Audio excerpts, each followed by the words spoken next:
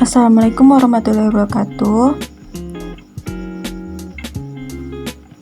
Baiklah, perkenalkan, nama saya Siti Wahyu Lestari dengan NIM 211290047 dari Kampus Unpas Bengkulu, Prodi Tadus Bahasa Indonesia semester 6 dengan dosen pengampu Ibu Dina Putri Juni Astuti MPD dengan mata kuliah Pragmatik.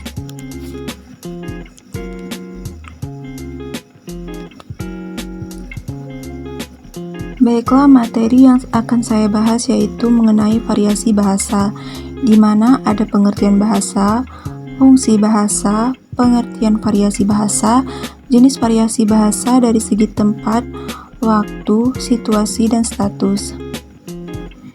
Yang pertama, pengertian bahasa. Berdasarkan Kamus Besar Bahasa Indonesia, secara terminologi mengartikan bahasa sebagai sistem lambang bunyi yang arbiter yang digunakan oleh suatu anggota masyarakat untuk bekerja sama, berinteraksi, dan mengidentifikasikan diri.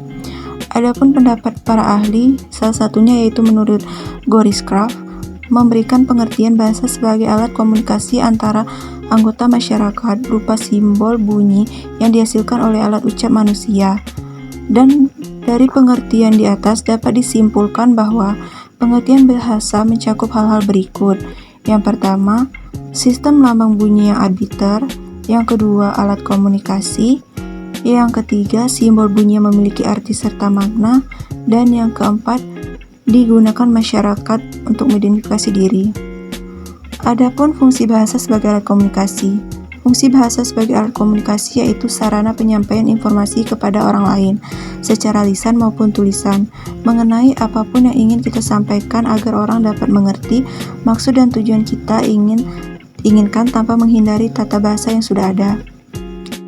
Contoh bahasa sebagai alat komunikasi yaitu berupa alat-alat yang digunakan untuk berkomunikasi, misalnya gerak badan, alat bunyi-bunyian, lukis, gambar, dan sebagainya. Sebagai contoh, masyarakat Indonesia lebih sering mengenal ungkapan no smoking daripada dilarang merokok.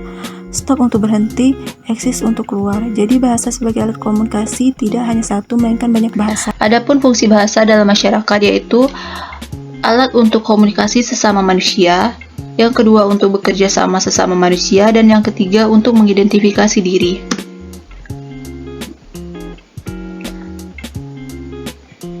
Adapun pengertian variasi bahasa.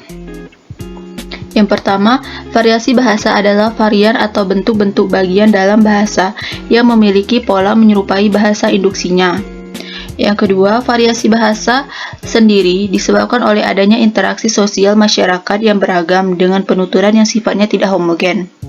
Adapun pendapat para ahli yang mengatakan variasi bahasa adalah keragaman bahasa yang disebabkan oleh adanya kegiatan interaksi sosial yang dilakukan oleh masyarakat atau kelompok yang sangat-sangat beragam dikarenakan oleh para penuturnya yang tidak homogen. Secara kesimpulan, ragam atau variasi bahasa adalah wujud dari pemakaian bahasa yang berbeda-beda di masyarakat dalam melakukan suatu interaksi antar individu berdasarkan topik, media pembicara atau lawan bicaranya. Adapun jenis variasi bahasa. Yang pertama, kita lihat dari segi tempat. Dibagi beberapa jenis sebagai berikut. Variasi geografis. Yang kedua, variasi dialek. Yang ketiga, variasi bahasa daerah. Dan yang keempat, pidgin dan kreol. Yang B, dari segi waktu. Dibagi menjadi beberapa kelompok. Yang pertama, bahasa arkaik. Yang kedua, perubahan bunyi. Yang ketiga, perubahan tata bahasa. Yang keempat, pergeseran makna.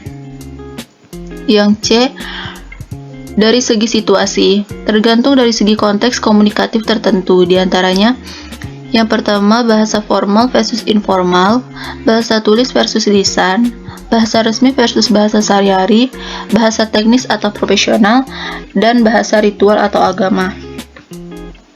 Adapun dari segi status, mencakup pada status sosial atau hierarki dalam masyarakat. Adapun beberapa jenisnya yaitu bahasa tinggi versus bahasa daerah. Bahasa tinggi versus bahasa rendah. Yang kedua, penggunaan istilah hormat. Yang ketiga, bahasa prestise, dan yang keempat, bahasa kode. Adapun penjelasan dari jenis variasi bahasa. Yang pertama, jenis variasi bahasa dari segi tempat. Yang A, variasi geografis. Bahasa yang berbeda digunakan di wilayah geografis yang berbeda. Contohnya bahasa Indonesia yang digunakan di Indonesia berbeda dengan bahasa Malaysia yang digunakan di Malaysia. Meskipun keduanya memiliki kesamaan karena dasarnya dari bahasa Melayu. Adapun variasi dialek. Di dalam suatu wilayah geografis terdapat variasi bahasa yang disebut dialek. Dialek dapat bervariasi dalam pengucapan, kosakata, dan tata bahasa. Contohnya di dalam bahasa Inggris ada dialek seperti British English, American English, Australian English, dan lain-lain. Adapun bahasa daerah. Terdapat bahasa daerah yang berbeda dari bahasa resmi atau bahasa nasional. Misalnya di Indonesia terdapat berbagai bahasa seperti Jawa, Sunda, Minangkabau, dan lain-lain. Adapun Pidgin dan Kreol, variasi bahasa yang terbentuk dari campuran bahasa-bahasa yang berbeda, seringkali karena adanya kontak antar budaya. Contoh adalah bahasa Tok Pisin di Papua Nugini atau bahasa Kreol Haiti.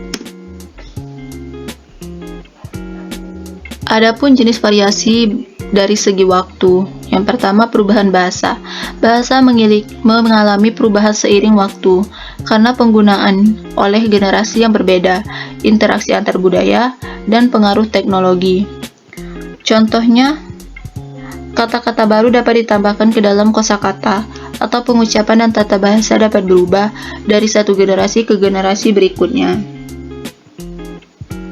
Yang kedua, bahasa arkaik. Bahasa arkaik, beberapa kata atau struktur bahasa dapat menjadi ketinggalan zaman dan tidak lagi umum digunakan dalam komunikasi sehari-hari. Contohnya, kata-kata atau frasa yang digunakan pada zaman kuno atau tradisional. Yang ketiga, perubahan bunyi. Perubahan bunyi, suara dalam suatu bahasa dapat mengalami perubahan seiring waktu, yang dikenal sebagai perubahan bunyi atau fonologis. Ini bisa termasuk perubahan dalam pengucapan konsonan, vokal, atau aksen. Yang keempat, perubahan tata bahasa. Aturan tata bahasa dalam suatu bahasa juga bisa berubah seiring waktu. Misalnya, penambahan atau penghapusan aturan tata bahasa tertentu, perubahan dalam penggunaan kata kerja, atau evolusi sintaksis. Yang kelima, pergeseran makna. Makna kata-kata atau frasa dalam bahasa dapat berubah seiring waktu. Hal ini bisa disebabkan oleh perubahan budaya, perubahan sosial, atau perubahan dari bahasa lain. Adapun jenis variasi bahasa dari segi situasi. Yang pertama, formal versus informal. Bahasa formal digunakan dalam situasi resmi atau profesional, seperti pidato, presentasi, atau surat resmi. Sementara bahasa informal digunakan dalam situasi santai, percakapan sehari-hari antara teman atau keluarga. Yang kedua, bahasa resmi versus bahasa sehari-hari. Bahasa resmi digunakan dalam konteks seperti pemerintahan, hukum, atau acara resmi. Sementara bahasa sehari-hari digunakan dalam interaksi sehari-hari antara individu.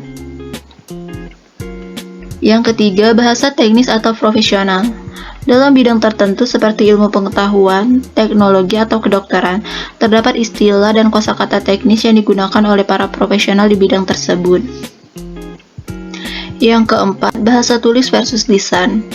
Gaya bahasa bisa berbeda tergantung apakah komunikasi itu tertulis atau lisan. Bahasa tulis cenderung lebih formal dan lebih terstruktur, sementara bahasa lisan cenderung lebih santai dan lebih spontan. Bahasa ritual atau agama. Dalam konteks keagamaan atau upacara adat, terdapat istilah dan frasa yang khusus digunakan dalam ritual atau peribadatan. Adapun jenis variasi bahasa dari segi status. Yang pertama, bahasa tinggi versus bahasa rendah.